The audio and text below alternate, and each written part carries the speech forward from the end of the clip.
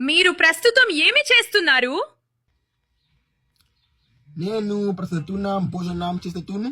మీరు మధ్యాహ్న భోజనంలో ఏమి తింటారు? తెలుగులో కిమాను ఎలా అంటారు? తెలుగులో ఫర్ష్ అంటే ముక్కలు చేసిన మాంసం. సరే, నేను పస్తాలో కిమా వేసుకుని తిన్నాను. చాలా బాగుంది. అది వినడానికి చాలా రుచికరంగా ఉంది. మీకు మధ్యాహ్న భోజనం ఇష్టమా?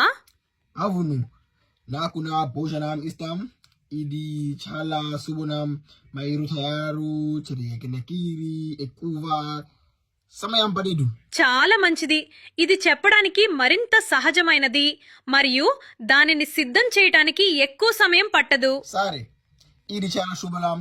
మీరు దేని తయారు చేయడానికి ఎక్కువ సమయం పడేదు? 2. చాలా బాగుంది.